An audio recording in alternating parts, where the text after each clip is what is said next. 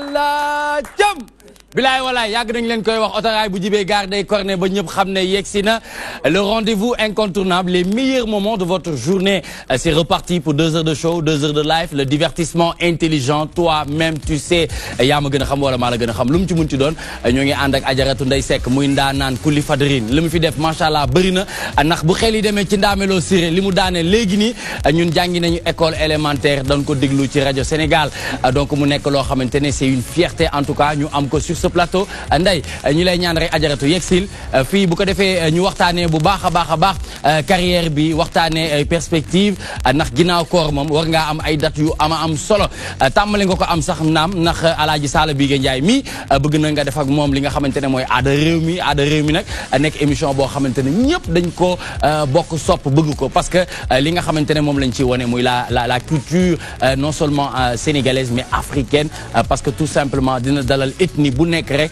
mu ñëw wane cosaanam woon li nga xamante ne moom la mën ba tax na ci bés bi dinañu ànd ak Alaaji Sala Bigué Ndiaye l'ami du président de la République du Sénégal chéri neex borom ak Linguère waaye ànd ak Mohamed Thiam pour nous présenter toute l'actualité de l'internet appelé Actubuzz Pape Ousmane Cissé toujours égal à lui-même muy 1 pour 2 nga xamante ne il fait la fierté des HLM Padois mais plus précisément foofu ca Mboro nga xamante ne dañ koy béggee bu baax ci bés bi nag Pape Ousmane Cissé ànd ak monsieur le maire Mamadou Kani Bey mi nga xamante ne mooy maire Ndoula di membre du bureau politique du Parti socialiste nekk pour Khalifa nekk opérateur économique ñu fàttaliku ci élection législative yu 2017 yii nii moom moo nekkoon tête de liste Manko Taxawu Sénégal donc foofu nga xamante ne mooy Diourbel donc moom dinañ am yéene waxtaan ak moom lu jëm ci présidentielle 2019 mais aussi waxtaan li nga xamante ne moom mooy l'incertitude sur la candidature de Khalifa Ababacar Sall mi nga xamante ne yoon teg nañ ko daana 5 ans donc yooyu yëpp dinañ ci waxtaan léegi nii ak monsieur Mamadou Kani Bey mi nga xamante ne mooy maire Ndoula dinañ ànd ak actu high tech muy Abdoulaye Ly comme ni mu koy defee tous les lundis ndax lundi bu jot ndeysaan mu def mëninam comme ni mu koy tàmm diñ ko defalee ñëw ci chronique bu am solo bi nga xamante ne li mu ci war a waxtaan jëm ci Facebook et les données personnelles mais aussi ñu fàttali leen ne li muy njëkkee ci actu high tech mooy Apple Watch donc a sauvé la vie de 2 personnes mooy Apple mooy montre yooyu nga xamante ne ñu ngi koy takk donc yooyu dina ci ñëw léegi nii ngir gën a mën a yaatal mais aussi dinañu ànd ak waa banlieue lu ci mel ni waa ASC Diso nga xamante ne tey ñoo ngi ànd ak seen président muy monsieur Vieux Ndiaye nag moom dafa ñëw pour waxtaanee li nga xamante ne mooy non respect des engagements pris par l'État ci arène nationale bi parce que ñoom gis nañ ne am na yu bëri yoo xamante ne am nañ ci jafe-jafe ndax arène nationale bi donc yooyu yëpp dinañ ci waxtaan ak moom Vieux Ndiaye parmi nous ce soir donc mbokk yi xarit yi ñu ngi leen di remercier encore une fois parce que vous êtes plus d'1 million à nous suivre sur l'internet muy moo xam ci site internet www.dtv.sn wala bokk ci application DTV Sénégal wala bokk ci songatv.com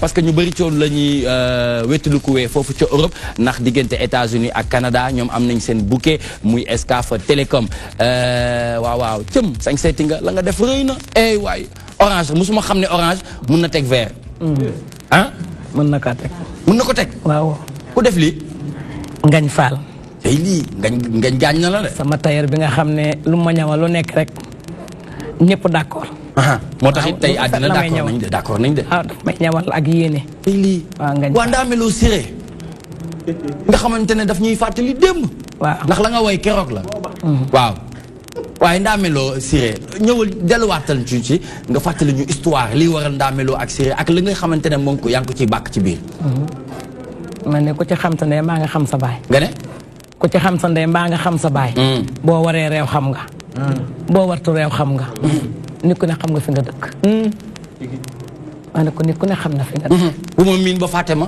kollëre ginnaaw lay féete ko amul kollëre amoo dara tey lii heureusement ñu ànd ak monsieur le maire ndax moom ku ko xool xam ne nitu kóllëre la ni mu defante ak waa Ndula ba ñu jiital ko teg ko ci bopp dëkk bi boo déggee Ndeye Seck mi Ajaratu mi mu daaneel Ndaameloo ak Siré monsieur le maire sa xel ci lu muy nekk li ma wax mënuma ci teg dara ndax li ëpp solo ci doomu aadama mooy kóllëre ndax kóllëre doomu aadama da ko war a am ñu ko am kóllëre rek baax nga mais ku amul kóllëre baaxu kóllëre suñu cosaanu Sénégal kóllëre moo ci dafa bokk ci suñuy valeur ci suñuy valeur d'accord est-ce que tey ñu ngi koy ràññee bu baax ci ëttu politique bi. surtout ci li nga nekk. waaw mais am na ñu koy ràññee am na ñoo xam ne ràññee wuñ ko ñax ñëpp bokkuñu yem. mais ñu baax ñi ñoom ña ngi koy ràññee.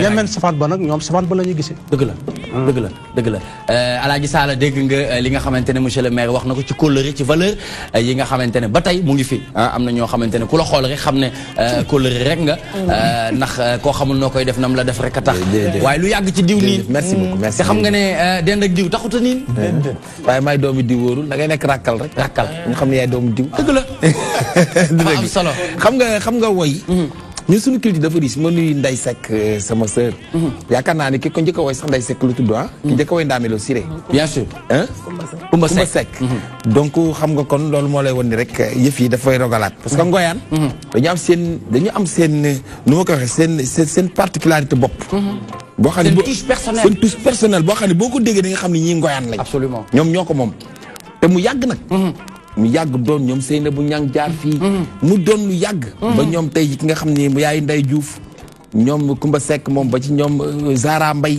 Ndey Seck mi Jàbba Njaay suma sœur ba ci seexi Serigne Fall yi donc mu nekk loo xam ne toujours relève bi da ngay gis ni relève bi ni ñu koy assuré parce que culture xam nga la moo ci gën a am solo li ñuy wax ne yéeg yomb na mais reste fa moo jafe léegi nag culture ngoyaan dañoo yéeg te macha allah boobu léegi dañuy gën a yéeg mais wàccuñu parce que seeni doom ñi ngi ñëw ñu leen intégré ci biir ba pare ñuy assurer relève bi donc mooy mu lay kii te message bi ku ci xam sa ndey mbaa nga xam sa baay soo waree réew xam nga soo warta réew xam nga loolu wax la nag jàngin la laaj maa la wax loolu dëgg la dañuy ku juddoo ci perong loo njëkk am pajaas lay jar lay jar pajaas nag mu amoon bu njëkk waaye dañu ku juddoo ci ku sa ndong dal ci perong loo njëkk am mat laa lay jar dëgg la te alal na la mag koo gis mu am soppeeku rek alal ji da koo dab te alal bu gaawee màgg juddu ba rafetul xam naa ne sax yaa ngi bind sa livre yaa ngi dajale waaw mais c'est gratuit c'est normal regarde aujourd'hui Pape Ousmane bu ñu demee ba am mag yu mel ni ñuy bokk ak moom plateau du lundi au vendredi bu ñuy màggale plateau bi ak yi may defal teg moom léeg-léeg sénégalais di ci bëgg waaye léeg-léeg duñu comprendre mais man ak moom su may indee lu bees moom xam nga sax du bees ci moom parce que dañuy toog ci coulisses di waxtaan mais des fois da ngay xam ni kii macha allah mi ngi taataan waaw nga wax ki wax man wax naa sama wax mu dem mais li ci am solo mooy ki koy taataan na ko jariñoo xam nga liñ naan saabu du fóot boppam voilà waaye forom bu puurit xam ne saabu fa jaar te sax bu njëkk ba saabu bingo moo amoon xoolal lii waaw léegi nag xoolal lii nga xool instrument yi ñu boole wax na démb xoolal seen xalam alaaji Saaku Jeng boobu ñun ay xale lañ dëgg la nga gis bu ñu xalamee rek nga xam ne daal wax dëgg yàlla ngoyaan culture bu riche la absolument te Papa Ndiaye mu suukaroon teen ba lan ko defoon ba mu suukar teen ba ku ñu ko defoon jamono yi nga suukar teen bi bon bi nga ne loo ci wax Ndeye Seck nga ne loo ci wax ci suukar teen bi parce que gis nga ngoyaan saalum moom rek lañ xam mooy sunu cosaan te it mag ñee ko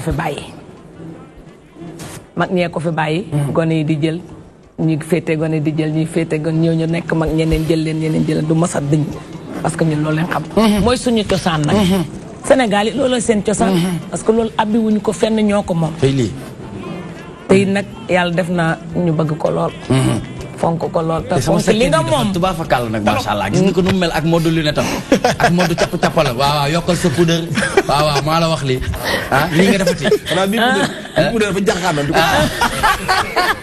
ba génnee kii yow daa tooñkan nga yow tooñkan waxatu ko man ko kenn waxatu ko waaye lu dugal ci ngoyaan man dama judd ci ngoyaan yaru ci ngoyaan man sama papa xalamkat la ma sama yaay waykat nga ne kon kër googu nag naa neex de sama papa moo jur xalamkat bi bon gis nga kay moom xalam gay moo ko moomoon xalam googu mu téye kii kenn mosu ko jàngal xalam amul sëriñ ci xalam kon de yéen seen kër gi ñu añee ba noppi daan na toj waaw ñun heure bu ñu neexaa rek non yéen boo leen añee ba noppi waxtu as ndam waaye seen kër daan na toj waaw yaay di woy papa di xalam waaw ñu koy waxtaanee gone yi di ndaga gone yi di ñu koy waxtaanee waaye démb laa lay wax de fecc ndagal waaw nga ne yow ci loolu nga juddoo man dama doon li ma nekk macha allah waay man dama ko doon taxaw leen dama doon ci ngéwél ci baay doon ngéwél ci yaay ñëw fekk leen nag mu loon seen métier ñu dem ba mag bàyyi ñu jël leen man maa xalamkat bi ñoo bokk ndey ak baay mooy sama ñaareelu tofo ki topp si man moo may aw. waaw ki topp si man Xadi Sekk. moo may aw man. ma def sama groupe ñun ñi ñu bokk ko Jàbba Njaay mais dama ko fekk fii Dakar mais yàlla daf ma booleeg moom. waaye la muy aw amul. ñu ànd bu rafet nag. ànd boo xamante ne bi ànd bu rafet la. ma mag ko nag mu jox ma cëram. suñu ànd bi amul dara lu koy waaw ndax nee ñu ànd ak tamakat bee muy Cheikh Fall. Cheikh Fall mu am ngor lool. waaw ku am ngor ku man li muy def nag. mu digal. mu am na ngor mën na li muy def. te di ko def ñàkk ci kiñaan. dëgg la alaaji nga ne. ndax xalaatu. Cheikh Fall Dieng magu ndigal Dieng ndigal bii tëggal Assane Ndiaye. waaw mu mi. kii moom a yar kii moom jeex na. ça c'est la culture. kon xam nga nit ki sooy wax ci moom. dëgg la am na ku ko xam ko. waaw Saale bi di li mu wax li mu xam ci moom la. dëgg la man it li may wax lu ma xam ci moom la. ñàkk kiñaan nga. baax lool nag man te la muy def lu bari. te iñaan. waaw moo tax it de xëccu na de benn waxtu benn jamono bippu na fippu xataraayu nag waaw te loolu muy def yëpp pour nga way rek. dëgg la dëgg la. tey lii waaye culture gagnanti na comme ni ñu koy tàmm di waxee parce que on a vécu un week-end de ouf un week-end de son et de lumière à travers li nga xamante ne ces ténors de la musique sénégalaise parlant de Pape Diouf leader de la génération consciente avec son nouvel album qui s'intitule Enjoy mu def grand méga Enjoy foofu ca CICES. Donc Alaaji Sall dinañu ci jox ay réaction laata ñuy dem ci la nouvelle star de la musique sénégalaise Wally Ballago Seck ak Ramdan CICES am na loo xamante ne njotuñu ko woon waaye dafa mel ni nañu lu kawe seen njot mooy maanaam nit ñi ñëw nañu de partout pour supporter ànd ak Pape Diouf ci méga Enjoy bi nga xamante ne rendez-vous bu ñëpp doon xaar la Sall bi. xam nga bi ma dama am ci benn télévision bu ma interrogé. ni ma noo gisee ñaari concert yi noo gisee ñaari soirée yi ndax kii mu woon pousse bosam kii ma ne ko bu kenn pousse woon bosam kon niñ koy mën a médiatiser du neex. ma ne ko yéen média bi sax bu ngeen koy kii du neex. ma ne ko li ci neex mooy nit ñi ni ku nekk ni ngay gisee mais loolu yëpp na bu ñu ko dajalee culture moo gagné. culture sénégalaise moo gagné. maa la wax loolu. te da ngay xam ni kon suñu musique am na relève comme ni ma ko waxee sànq.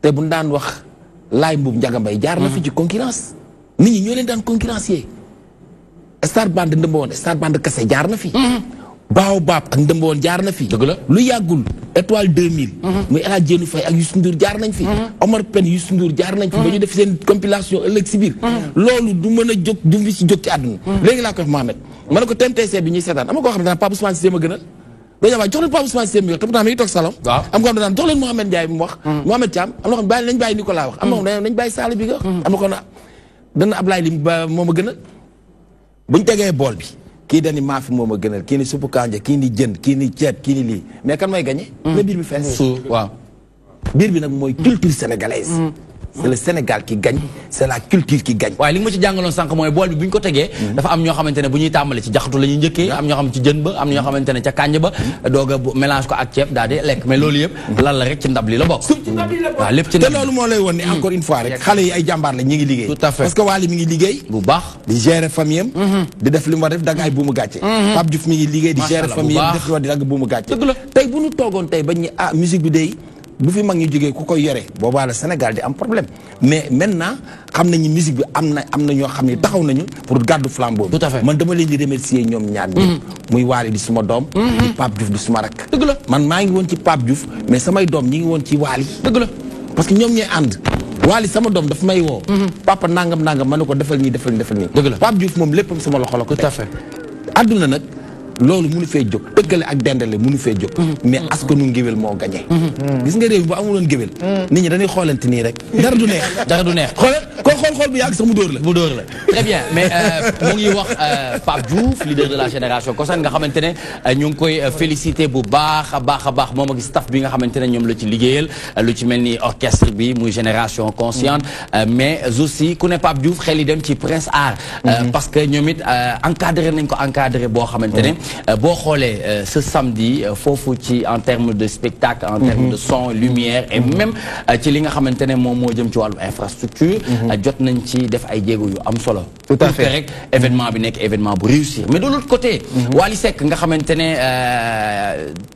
avec son jeune âge mu ngi mun a li nga xamante ne mooy bouleverser hiérarchie bi teel a sogg yenn affaire yi nga xamante ne ñu bëri dañuy wax ne lu muy yàkkamti na def naag ne def naag mais ku ko xam dëgg xam ne c'est un homme de défi noonu la mës a fonctionner bi ma koy xam primaire point E2 may jàng ak magam moom bu sa Seck ba tey ba koy gis damay mës a xam ne noonu la mës a gisee àddina yow yaa ngi woon foofu ca Grand Théâtre yow it naka nga dundee événement bu toll noonu avec la nouvelle star de la musique sénégalaise Wally Seck. Événement bu bëri émotion Nicolas alors lu tax mu bëri émotion li ñu doon wax sànq dafa nekkoon week-end boo xam ni culture dafa nekkoon en ébullition ñëpp di jouer Youssou Ndour ak Super Étoile ñi ngi doon jouer Radisson Aïda Samb mi ngi doon jouer Maison de la Culture Douta Seck ak Ismaïla Lo Marema Pape Diouf nekk fële ku nekk ngi jouer mais ku ci nekk public bi ñëw na wuy si la te ñi wuy si kii terewul dañuy bëggee kële donc mu nekk benn mélange boo xam ne dafay confirmer ni non seulement relève bi c'est assuré mais que culture sénégalaise mi ngi dox bu baax a baax mi ngi wone ni sàq wi li fa nekk jugu fa donc am nañ loo xam ni bu jur gi yooyu ay bu sàq jeex mi ngi noonu donc sàq wi li fa nekk jugu fa mais Wally Seck ñëw def innovation homme de défi la gis nañ bu baax ni nga xam ne imposé woon na ko sur le plan national fi mu nekk nii mi ngi dem ci beneen phase bëgg a internationaliser musique am mi ngi dem ci yeneen registre di gën a wàññi li nga xam ni moom mooy sonorité yu varié yu bëri si musique bi donc mu ñëw andi un spectacle son et lumière boo xam ne nice na nit ñi apprécier nañ ko mais li ma si gën a marqué Nicolas Pape Diouf dafa def geste jël frère am envoyé ko foofu au Grand Théâtre mu ñëw fekk Wally Seck si kaw scène bi mu nekk loo xam ni daf ma marqué am na benn frère Pape Diouf bu ñëw defe naa xaw ma turam parce que Fallou c'est pas daal ràññeewu ma ko mais dafa ñëw fekk Wally Seck si kaw scène bi fekk Pape Diouf moo ko envoyé mu jóge fa la ñëw donc mu nekk loo xam ni public bi sax daf ko apprécier ñëpp def standing ovation donc mu nekk un magnifique spectacle ñu dundoon ko avec la magie de la télé la DTV àndoon ci ak suñu ay xarit yu Sen TV également ñu boole même ci télévision keroog dañoo def lëkkaloo ñun ñu ànd ak waa Sen TV def direct bu nice animateur Sen TV animateur DTV ñun ñëpp ñu ànd def un magnifique spectacle donc mu nekk loo xam ni dafay permettre tout simplement ñu confirmer li ñuy wax. Très bien. matière bi moo ngi fi. matière bi mu ngi fi Abdoulaye le week-end est-ce que jot nga bàyyi xel même bu nekkee demoo ci télé yi nga gis ambiance bi nga xamante ne. ça ne passait pas inaperçu parce que ça soit internet bi que ça soit télé bi fépp foo zappé rek tu voyais les deux événements surtout que internet bi dañ koo jàppee woon concurrence mais comme ni ko Alaaji waxee rek bu ñu jëloon événement yi ñu décalé benn bi du indi ampleur bu mu am tey ba culture sénégalaise di fi gañ. Pourquoi? Parce que kii yàgg naa tëgg kële yàgg naa tëgg mais musul am ampleur bu toll nii donc te lii dafa bokk ci musique dafa bokk ci lépp loo gis concurrence mooy tax affaire yi di avancer donc man je ne suis pas trop musique mais bii moom très bien même ñi nga xamante ne ñi ngi woon seen bàmmeel sax yaakaar naa dégg nañ mais c'était tellement médiatisé kon Wally Seck Pape Diouf gën a liggéey gën a defaru parce que bu demee ba li waa ji wax foor na trop mais Pape Ousmane li ci neex mooy warul yem rek ci Wally Seck ak Pape Diouf war na am ñeneen tamit parce que aujourd'hui on a un souci d'exporter notre culture wala boog notre musique parce que tey booy wax sur le plan international ñi ngay lim du bëri bu ma tey ñett ca lay yem donc ñu bëggoon nañu tamit affaire bi gën a yokk gën a dollee ko bu Pape Diouf wootee CICES Wally woote Grand Théâtre keneen woote feneen parce que on est minimum on est 15 millions de Sénégalais xale yi aussi Sidi Diop xam nga def na benn sortie mi ngi Europe waaw def na El Hadj Keita def na Roma def na Italie gis nga Nicolas même Wally ak Pape Diouf nañu bàyyi xel xale yi ci suuf gis nga léegi musique bi dafa nef ku nelaw ñu raw la jeex na kon liggéey rek am solo ma loolu laa bëggoon wax loo gis liggéey la te li ci gën a am solo mooy ñoom mënuñu jéggaani leen c'est Sénégal quand même riche na ci wàllu wu ne bu fekkee gëm nañ ko te li ñuy def nii mu doon loo xam mooy seen métier te xam naa ne seen métier la war nañ mën a bëri recherche yi xam nga dafa ñaaw ñuy xaw a copier yenn xeetu tëgg yi jógee feneen alors que ñun dañ ci bari la da ngay gis mooy tendance bi ba ñu tudd comme afro trap bi exactement te lu mel noonu war nañu ñun suñu gës war ñu mën a may ñun ñu imposer wu en Afrique ba ñeneen ñi jël suñu kii di ko yóbbu. et te loolu liggéey moo ko mën a may. mais man it maa ngi woon ci beneen concert samedi man. waaw ci concert maa ngi woon ci concert bu mag samedi. barke Rasulillah fii en face stade amitié. D'accord. mais woote bu mag. macha allah mbooloo ñu ñëw waaw si kar yi jug. très bien gars yi tudd yàlla ba fu ne ñu koy dégg.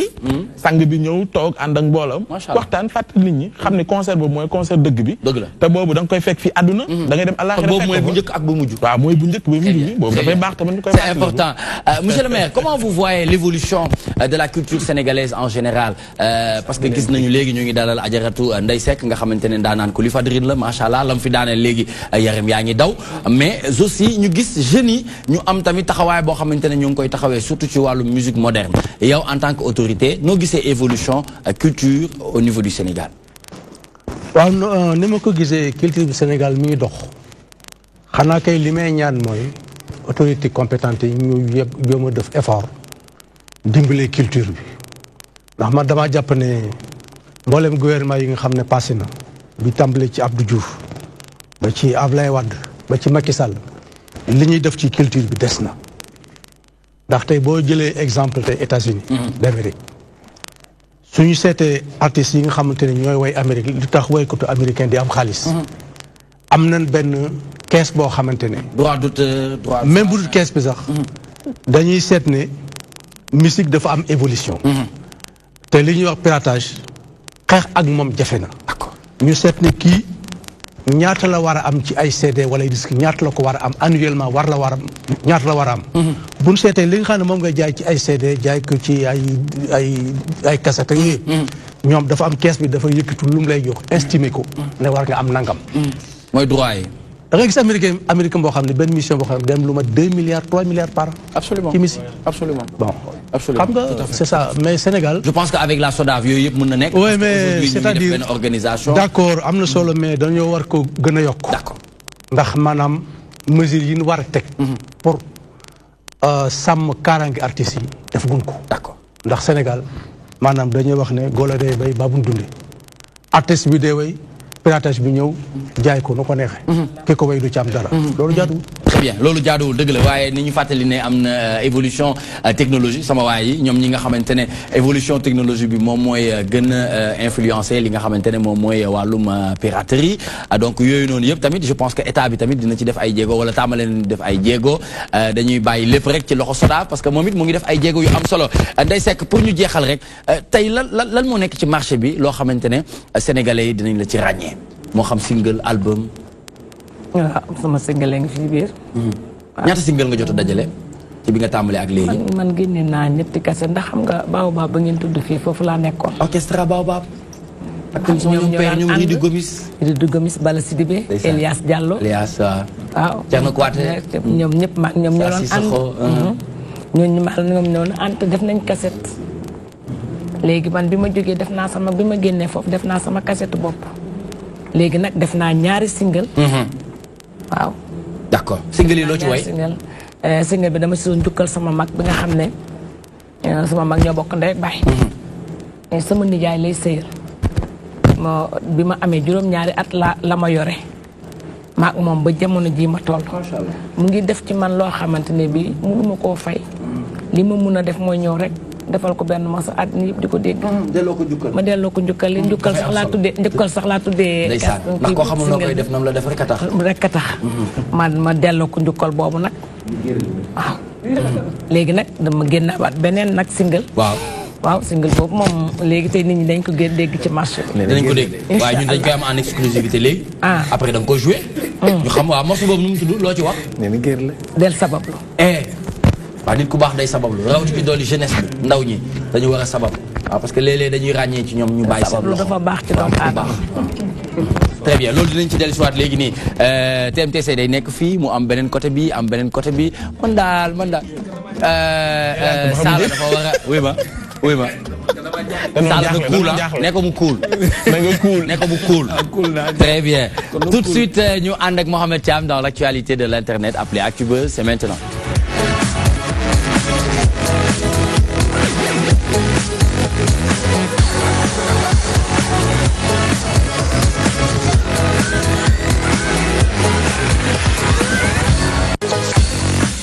Très bien, si on se réfère à Seneweb, le procureur requiert 30 ans de travaux forcés pour Imam Ndao, n'est-ce pas Mohamed? Imam Ndao, tout à fait. Le 27 octobre 2015, on se rappelle, la ñu tegoon loxo kooku di Imam Ndao foofu ci Kaolack ak ñeneen ñu bëri ñu mu doon àndal Matar Diokhane moom nga xam ni accusation bi jàpp na ni moom mooy recruteur Boko Haram bi nekk ci Nigéria moom mooy seen recruteur fii ci Sénégal donc ñoom ñëpp ñu tegoon leen loxo lu mat 20 jours mi ngi nii à peu près seen procès mi ngi daw fii ci chambre criminelle spéciale bu Ndakaaru kii nga xam ni moom mooy le procureur Ali Siré Dia donc daal di def benn réquisitoire laaj pour ñu tëj 30 ans de travaux forcés ki nga xam ni mooy Imam Ndao waaye ki nga xam ni mooy Matar Diokhane moom itam laaj na ñu teg ko daanu perpétuité ci travaux forcés donc loolu yëpp nekk loo xam ni mi ngi nekk ci continuité procès boo xam ni yàgg na parce que 2015 ba léegi quand même am na ñetti at waaye leneen loo xam ni jàng nañ ko ci article bi nga xam ni moom la Seneweb génne ñi ngi jàpp ni lépp li nga xam ni def nañ ko nii tax na ñu gën a dajale ay preuves parce que wax nañ téléphone satellite yoo xam ni dañ ko teg si dañ ko fekk ci Imam Ndao ak ay ñoñam mais également xaalis bu bëri donc blanchiment de capitaux détention illégale d'armes loolu yëpp bokk na ci daan yi nga xam ni teg nañ ko seen kaw fi mu nekk nii nag audience bi dañ kaa daal di suspendre mu war a reprendre jeudi incha allah. Très bien, nous allons reprendre jeudi, Inch'Allah, nous allons avec confrère yu Seneweb. Abdoulaye Ly en commentaire, lan nga japp ci li nga xamantene mom le procureur bi limu muju comme li ñuy wax le procureur requiert 30 ans. Donc ci réquisitoire bi voilà, ci réquisitoire bi en tant que citoyen. Waaw man dama japp ne bon ça servira d'exemple. Ñom dañ ko bëgg jël def ko lo xamantene exemple lay nek képp ki nga xamantene peut-être am nga ay yaa ngi mijoter pour di yëngu ci affaire de terrorisme.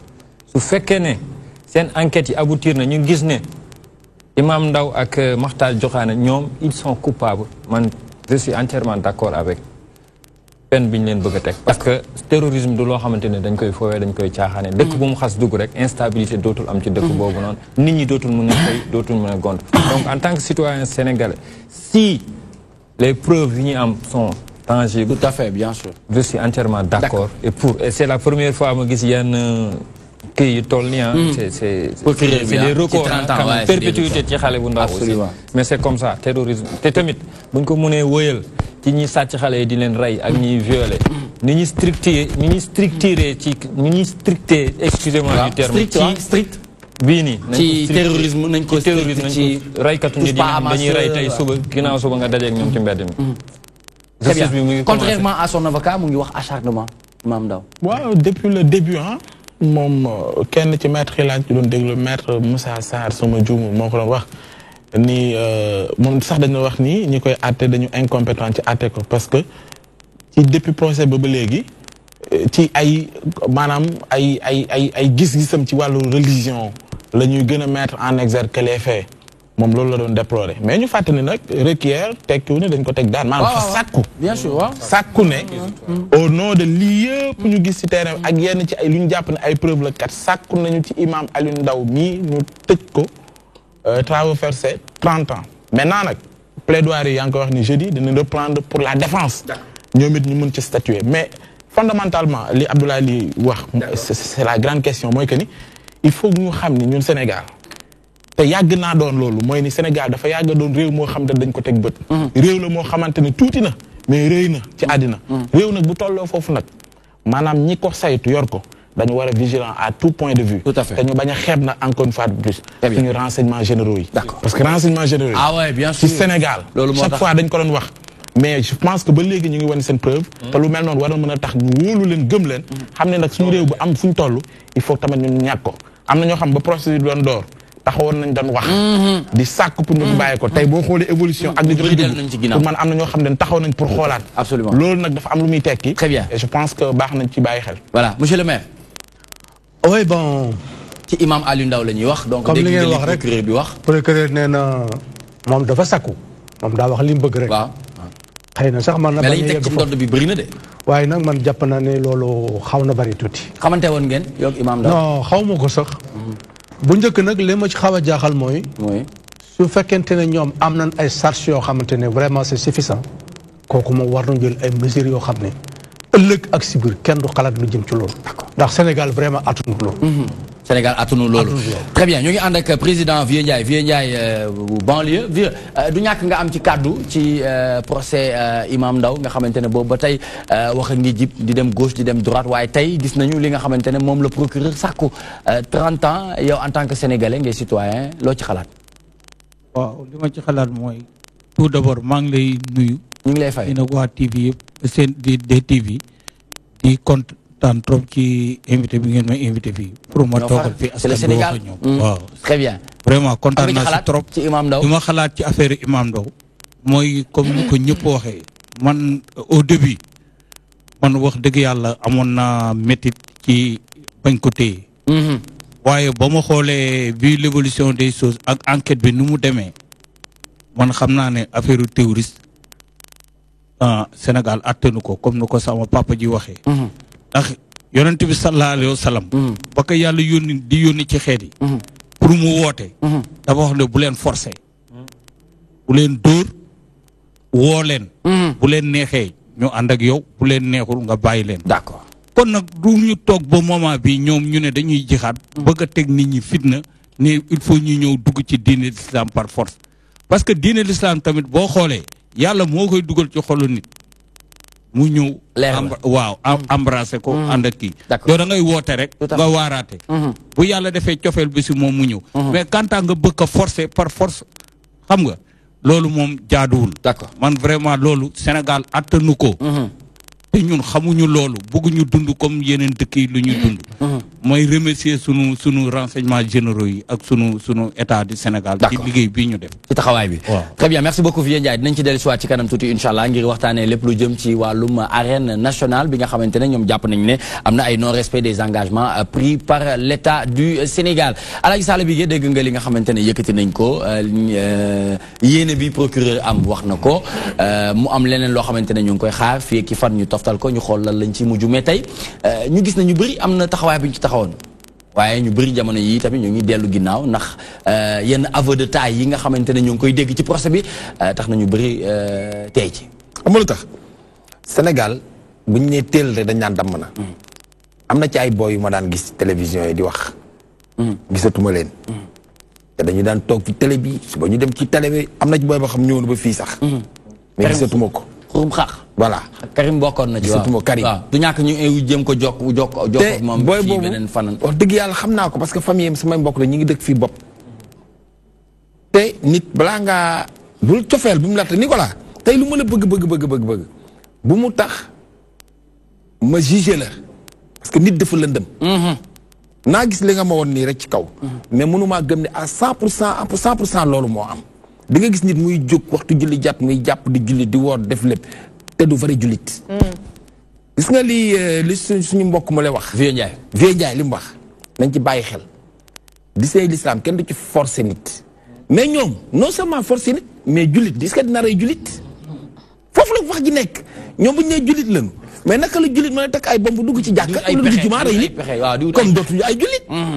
affaire bi dafa am lu ci nekk muy benn lobbying boo xam ni. ñoom dañu bëgg a ñëw faagaagal diine l'islam dañuy mbubboo nu moo bi ni ñu ko tuddee terroriste. ñu ni l'islam diine ju violence la dafa dañuy diaboliser l'islam te bukki bu muuroo deru xaj la deru xar léegi dañuy jéem a diaboliser l'islam mais sont pas des musulmans parce que jullit du rey moroomu jullitam bi ci des état dafa fort wallahi état mooy xam ci yow loo xamul ci sa bopp renseignements généraux man Sall bii mi leer na ma ne sama état réew xam nañ lu ma xamul ci sama bopp. xam nañ ba xam sama arrière maam yi fa mu jógee te man xawma ko. est-ce que xam nga ne sa doom ji wala sa rakk ji père fils bi ñu ngi koy càmbar. waaw xam nga léegi nag nga cofeel nit ki ci lim la woon ci diine ci waaraateem rek nga ni kii waruñu ko def lii jullit la lan moo la woon ni jullit. d'accord te xaalis dafa niin. te waxoon naa leen fii kuy def fu la dërëm takk nga mar ko di nga mos a mar dërëm boo xam posan lay doon. nit ñi nanu bàyyi xel. dëgg la wéetliku gore. wéet gore. am gore ñàkk gore. très bien.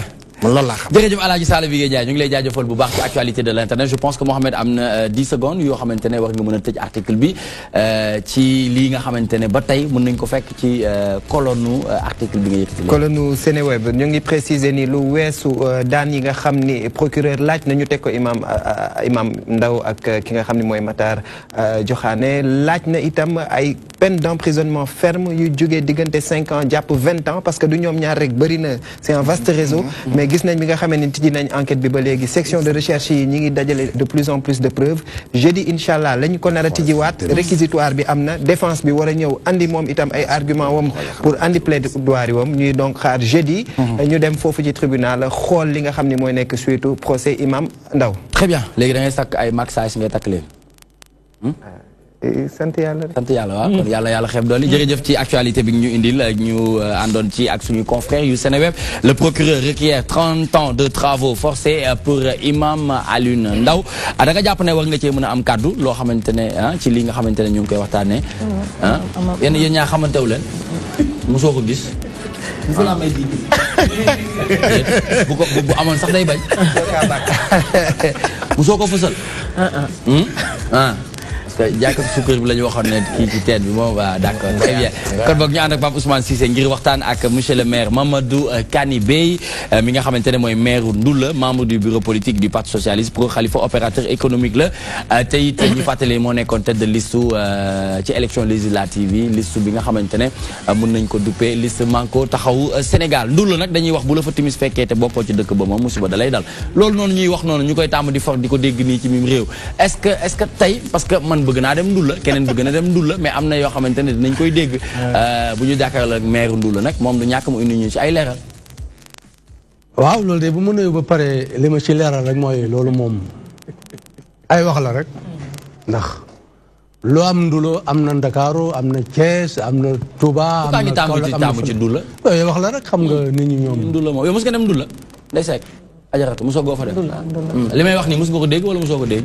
mosuma ko dégg très bien d'accord léegi mu ne ay wax la. ay wax la foofu la yem. kon amul. alhamdulilah kon waa Ndoula nañ ma xaar dinaa fa ñëw. nañ ñu xaar voilà ñu def fa benn TMTC bu mag. ci approche 2019 bi. avec monsieur le maire pourquoi pas mu fekk li ñuy wax ni ñu ngi ci mooy ni loolu ngeen wax ni Khalifa mooy des di doon seen candidat ci élection présidentielle yu ñu jëm. gis nañ je pense démb suma juumul am ñu gën a dëgëralaat candidature am def ngeen appel pour ñu rejeter daan ñu teg ci kawam xamuñu fan lay mujj bés yaa ngi dem ñeneen ñaa ngi xeex am ñu fa sa seen candidat ñu ngi ci seeni mbir yéen ba léegi ngeen ngoy ci ko xam génnagul xamuñu yaakaaru leen dafay trop tard fi ngeen toll nii du ngeen yàqi tuuti xool nu ngeen xoolaatee leneen lu nuru ay plan B pour seen xob yooyu bañ a naax saay ci atum 2019 bi ñu jëm. xam nga naax saay incha allah du ci am. une candidature incertaine xëy na am na ñoo xam ne ñooy wax loolu mais ñun waxuñu loolu ndax. Khalifa Sall objectivement ak li ko dal di du ngeen xalaat ni sax c'est incertain. non pas du tout. pas du tout ndax xam nga jàmm bi pexe la am mais yàlla mooy dogal. bi ñuy dem ci élection législative yi loolu lan xalaat ni ñoom mosuñoo xalaat ne Khalifa Sall dana nekk candidat mosuñoo ko xalaat. mais xam nga si dafa doy waar xëy na li problème bi doon problème bi mooy bëgguñu Khalifa Sall nekk candidat loolu moom moo waral ñu jàpp ko waaye nag. dama ci lan ngeen sukkandiku pour wax ne. bëgguñu Khalifa nekk candidat. loolu ñun ci lan. loolu doon ci amee preuve yu leer. parce que preuve yu leer yi maanaam moo di xam nga àdduna Sénégal dañoo war a xàmmee ñaari mbir dictateur ak dictat.